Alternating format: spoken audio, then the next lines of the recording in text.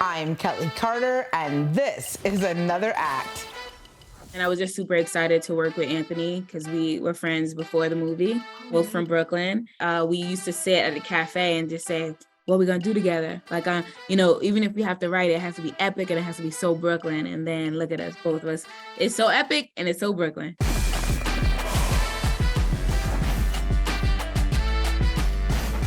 Dominique, welcome to the show. You know, the last time we talked, I was obsessed. I mean, everybody was obsessed with the work that you turned in on Judas and the Black Messiah, and so much has changed in your world since then. Walk me back to 2 years ago. What were your Hollywood hopes for yourself back then?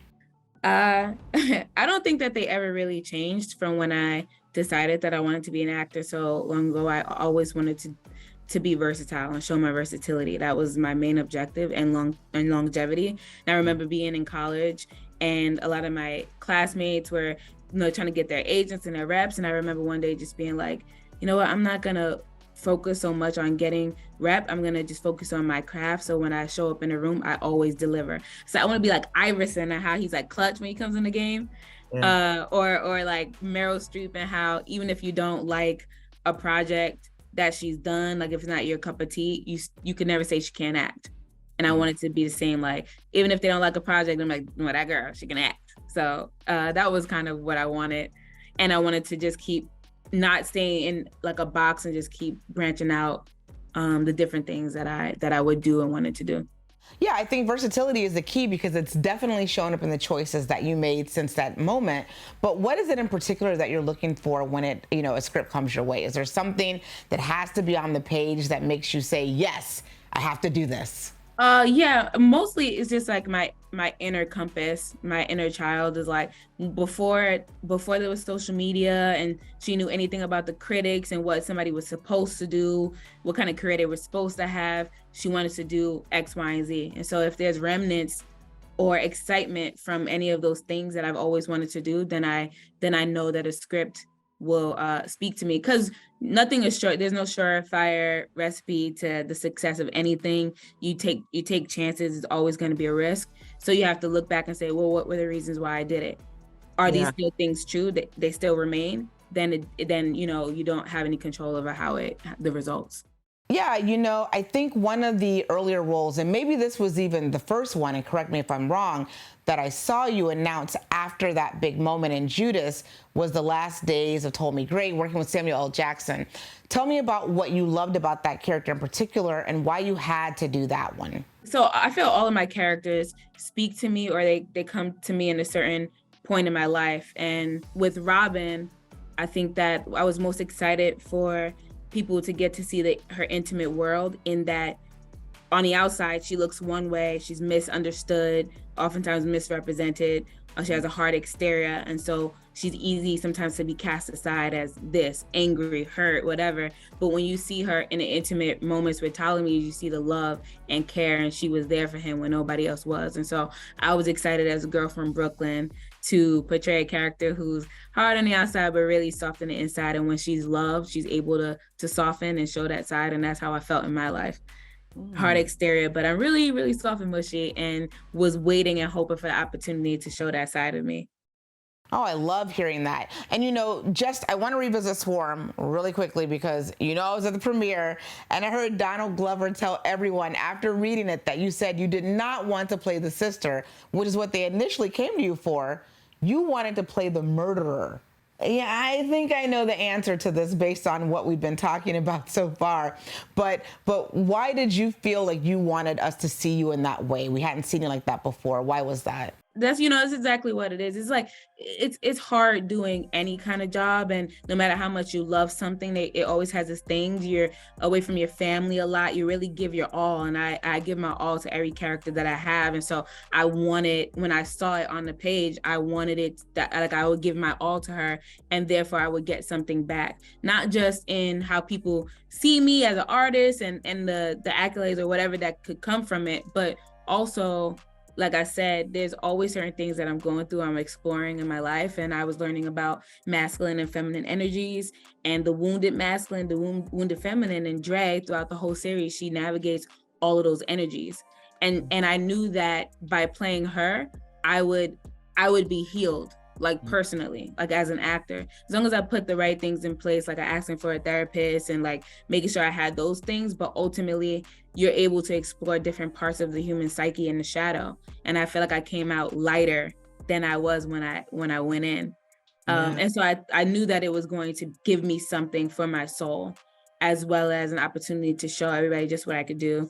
I wrote a one-woman show in college, played 20 different characters. And so I thought I was only going to be able to do it on stage, and to get this opportunity and really to play Tony at the end was really, really exciting, because I knew that I could tap into that energy and that it would be a surprise for people to see it. Well, now you tore up all of social media with that one. I know you know that. But, you know, speaking of social media, because I am a devotee of you on social media, I think my most favorite thing to see you post is when you get a new job. I get excited for you, and I really loved exploring and following the trajectory of your career. That said, tell me about Transformers, because I feel like I screamed when I saw that you posted that you're going to take on this role. And I think this is the first big studio film for you. Is that right? I guess first franchise, first big studio. The biggest movie I had done so before that was Project Power, and that was not on the same scale. So yeah. So tell me about that, because does this come with a new sense of arrival for you? I hope, and I manifest in that way. So, but I try not to get attached to those ideas, because if it doesn't come to fruition like I thought it was, I don't want to be disappointed. I want to have enjoyed the process regardless of the result. So that's what I've been personally working on. People ask me, "Oh, are you ready for your life to change?" And can't walk down the street, and I almost am like I don't know what that looks like, and so it almost hasn't registered yet. But I will say, I've always wanted to be an actor, and I always had really big dreams. And I knew that the dreams that I had for myself would require, or would eventually bring on, that idea of like, oh, are you able to walk down the street? Like, I always knew that since I was a kid. So I think my whole life I've been preparing for it. And I guess that's the beauty of kind of getting these things a little later. Like, I'm 32. I always wanted to be a child star, and I wasn't, but I get to say I'm child star adjacent, because I play 16 and 17 a lot, and I get to go through both those ages and have no restrictions. And I would say you still look like a very young girl, so it's all good. There's something really special, I think, about entering this level of your career, in particular at this point, because you are an adult and you've experienced life a little bit differently. So as these things come to you, I feel like, and I would love to hear from you, that maybe you're able to even process it a little bit differently, because you have this emotional maturity that maybe you didn't have 20 years ago when you were 12. Tell me about that. Yeah, I started just seeing that the divine timing it really is the best timing, even though it's hard in the moment. But I know that like at 20, the way that you have to navigate these dynamics and a lot of times injustice that you might face just being a woman, being a Black woman in the industry. I know that I was a little bit more fiery than I'm still fiery, but I understand differently. Before it was like probably more pure emotion, and now I'm in my personal life, I'm learning how to balance and be a master of my own emotions. And so I think that can translate in the work and how I show up. And then again, like even last year, I was like, I don't know how my life is going to be next summer. So I spent the whole summer in Brooklyn, right? And I rode the trains. And some people recognized me, or some people was like, oh, good to see you again. Like I was some old friend. And I was like, good to see you too. And then some people was like, what you doing here?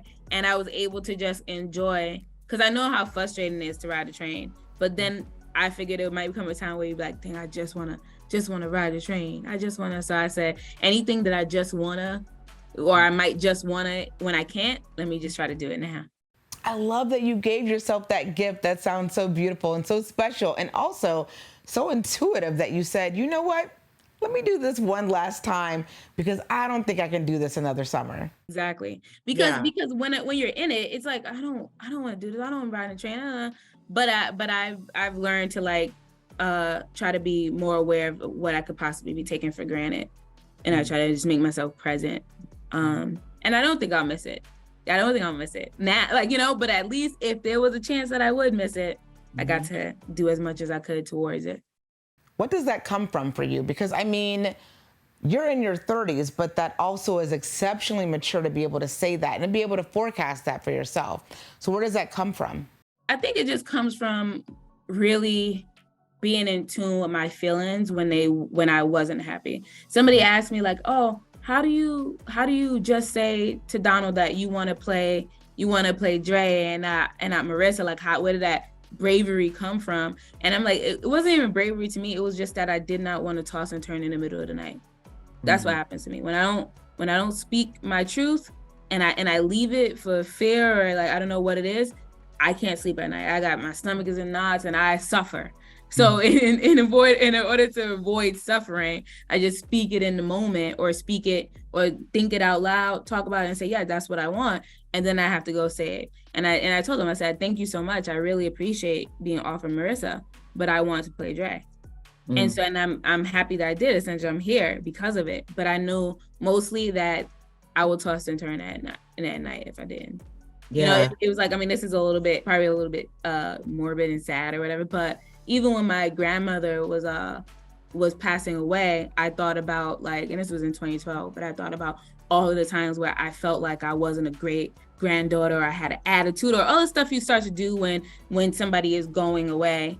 And I remember going to the nursing home to like see her, and I surprised her and she was so excited, and we played Rummy Cube and dominoes before I went to school. And I remember I went there for a specific reason, to tell my grandma that I really loved her, and if I ever made her feel bad about anything, I was really sorry. But when I got there, I couldn't, my throat was closed. I felt so much shame to have to say that out loud. And then I was gonna leave and say, okay, I'm going to school. She said, okay, love you. And then I was walking to the door and I said, Dominique, if you don't do this and you don't get a chance, you are going to have knots in your stomach and you will not be able to sleep and you will have regret. So I just turned and got out of my own way, out of my own fear. I said, Grandma, I'm sorry if I was ever mean or wasn't a good granddaughter. She's like, I ain't pay your ass no mind. Like, it was just weird. Like, she really didn't sweat anything that I thought was so massive. And it would have given me so much guilt. So I learned early on to just say it and face it head on so that I don't have to live with it later. And I think that reflects in like I just, the way you show up in one area in life is the way you show up in another. And so I just keep trying to be better. I keep trying to honor myself. And I was reading a book that said every day that you authentically choose yourself and honor yourself, you honor God. And so that's a great way to think about it, because sometimes like, oh, you know, we want to people please. I don't want to do this. I don't want to be I don't want to all that stuff. But when you start thinking about like, if you really honor yourself, you honor God. I feel like I honored God because I asked for something that I knew that he gave me a gift to do instead of being afraid. So, you know, and essentially it was for me, but it also helped me fulfill and keep honoring and honing and celebrating the craft, the gift that he gave me. Good Lord. So you've always carried this sense of emotional maturity. I mean, I can't even imagine being 12 years old and having the capacity. You know what I mean? Even when I was 12 years old, I said, God wouldn't make me this way if it wasn't supposed to happen. I know I'm supposed to be a famous actress. I know it. Like, and so even when I got turned down a lot and I was in Brooklyn and East New York and didn't know, and when I was 16 or however old and I saw Transformers and I was like, man, I want to do something like that. And I wasn't like, it has to be that. I didn't even think that it could be because they didn't have people that look like me. So I wasn't even going to go. I didn't even go there. I just said it has to be something like that. But God always outdoes it. So I got to do just that. And this is amazing. Well, what kept you going during those times? Because you're right, it is hard. We don't see ourselves on TV screens a lot of times. And so you don't know that you can be that if you don't see it. So what kept you in it when you were getting all those no's? Just another realization that I had when I was 12 was if I sell myself short and I don't go after what it is I really dream, then I'm gonna end up doing a job that I don't love. And then everybody around me will suffer because I know how my attitude is when I'm not like, you know, so I had to just set everybody up for success. If I get to wake up every day and do something that I love, I'm least likely to be cranky or grumpy or whatever it was. So at 12, I was like, yeah, there's no other choice. And then when I was in college, the first day, my professor said, if there's anything else in the world that you think you might want to do, go do that. Because acting is not, it's not just a job or a career, it's a lifestyle. And I remember being like, well, there's nothing else. So I have no choice. And then it was even too, I was valedictorian in my high school. in Brownsville, and I had to do a speech. And in the speech, I went around school before graduation. I asked different people in my class what they wanted to be, and one dude said he wanted to be an astronaut. A girl said she wanted to have her own salon, and I listed a few people in my speech. I said, well, if a Black man can become president of the United States, a place once segregated by skin color, then why can't any of us be anything we aspire to be? Why can't she have her salon? Why can't he have his go to be an astronaut? Why can't I do movies? And especially if it's something that has been done before you, like that's how I pictured that. I said, man, it's been done before me, so there's no reason why I can't do it. I think it's harder when you think about the things that, like, maybe if you are actually the first or something and it was never possible, that might feel a little bit different. But this one was like, many people did it before me, so I'm not going to sell myself short. I'm so glad you didn't, because you just time and time again keep turning in consistently great work. All that said, take me to that first day on the set of Transformers. What did that feel like? Well, it was crazy because I went, we were filming in Montreal, and then the day that I was my first day on set, I decided to take a bath and like what, but the place was pretty new, and so the tub leaked. And it leaked down into the kitchen on all of my stuff and my notes and stuff. So I had to, before going to set, had to pack up this apartment and move to a hotel. So, but you know, I came a few days to get adjusted and like, you know, settle yourself. But my character, my first scene is actually the first thing I shot, which is she's running late for work. So I was able to use that energy of that frantic of having to have moved my stuff to let it play into the energy of the character.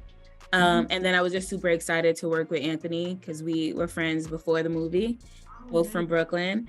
And we used to sit at a cafe and just say, what are we going to do together? Like, you know, even if we have to write, it has to be epic and it has to be so Brooklyn. And then look at us, both of us.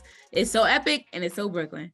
I love that. I love Anthony too. He's really great. I've had a chance to interview him a couple of times, and I love that you guys connected before your moment, before your collective moments, you know, before you guys really popped. That feels very unique. It was really special because we just have a really great rapport and dynamic, and we kind of finish each other's sentences, or it's just like it's just a lot of love. Oh, I love that. You know, let's quickly go back to Judas. How did that project affect how you create a shift and how you approach the work? And how did that show up in Transformers? I don't know if it necessarily shifted the way I showed up for work. I think if anything, it just inspired me. When Shaka wrote the role for me and he said, I want you to read the script. And then I read the script and I wrote him a whole long email about everything that I loved. And I said, I have 2 thoughts, but I don't want to overstep. So let me know if you want to hear them. And he wrote back and said, oh, you'll be playing her. You can't overstep. Give me your notes. And he called them notes. And I was like, oh, okay. So I gave him 2.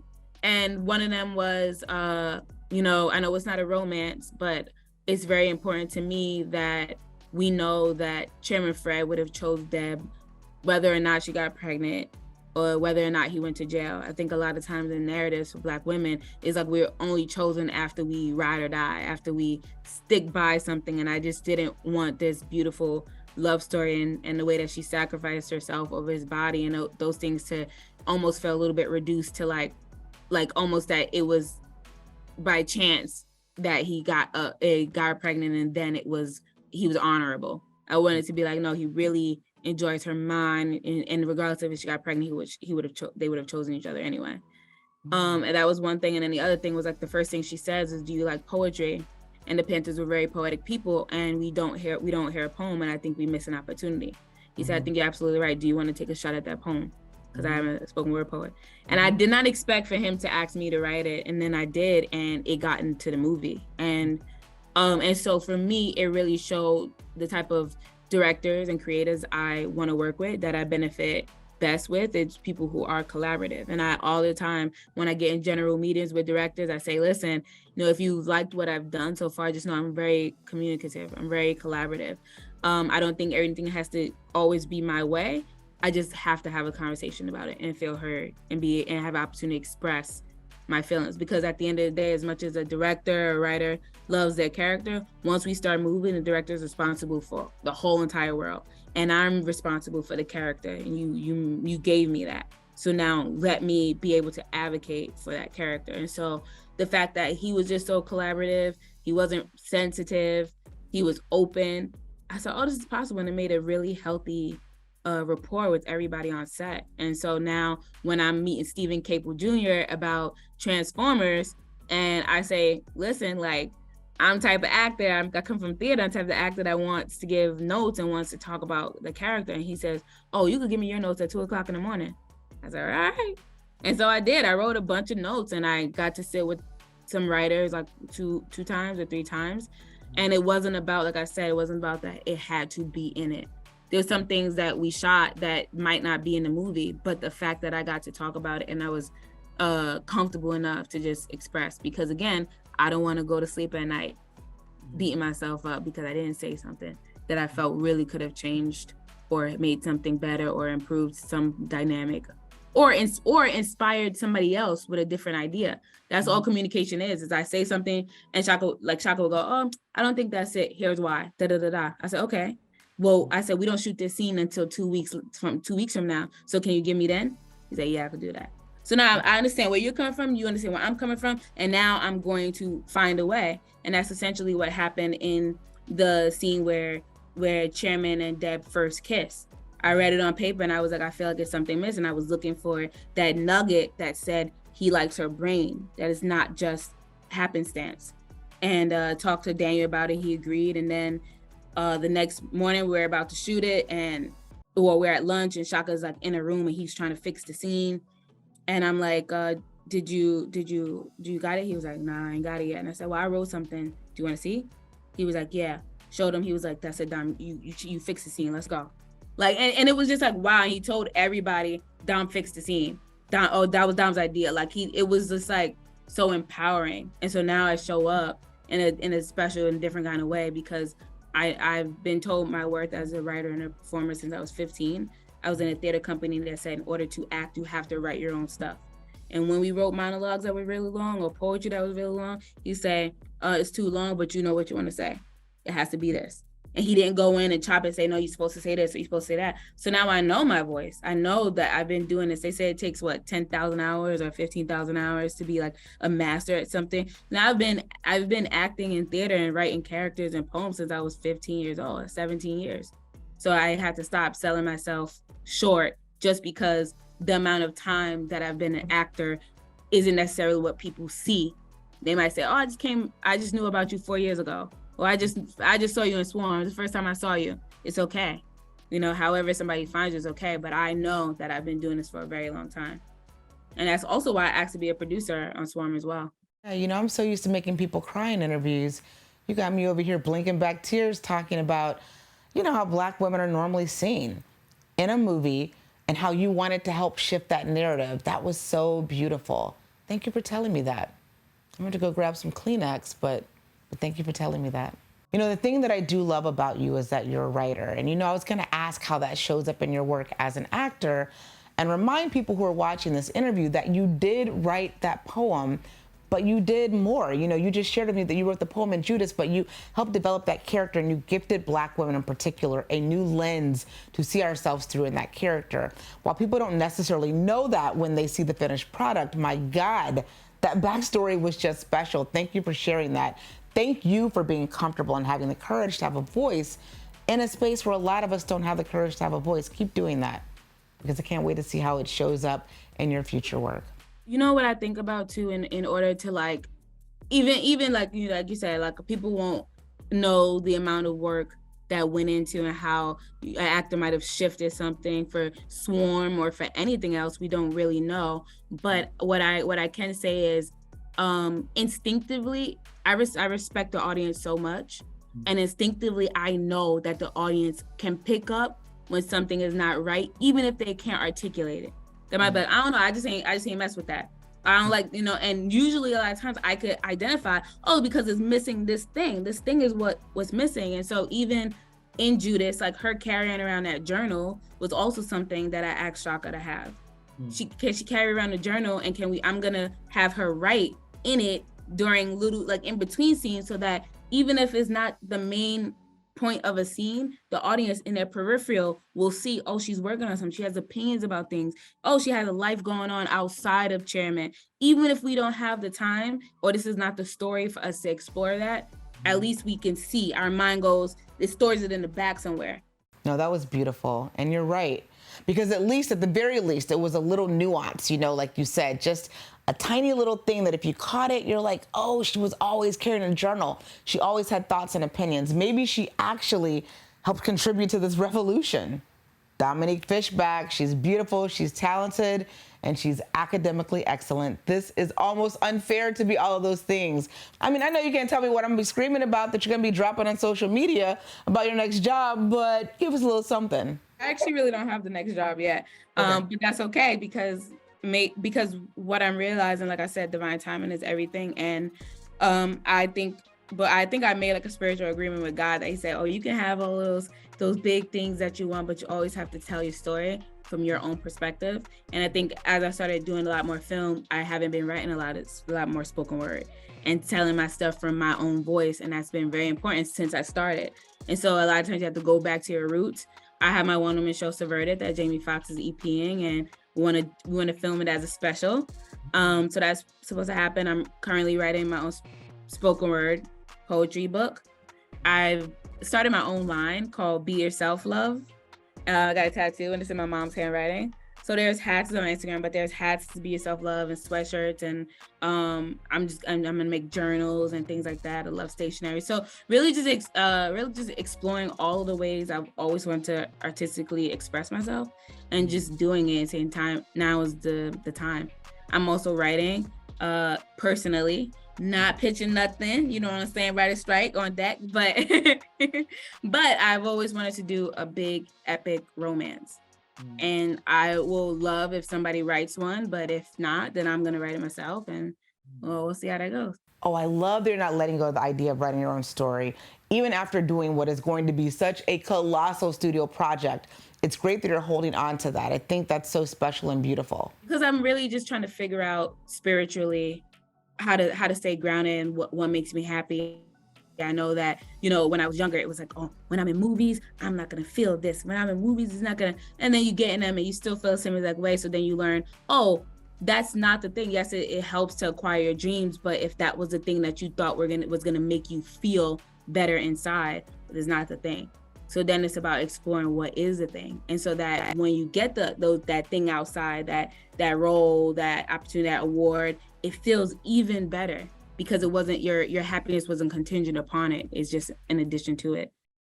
Yeah. I love it. I can't wait to see what's next. I can't wait to see all of the things. I can't wait to see you continue to evolve. Dominique Fishback, thank you so much for taking the time out. Thank you so much.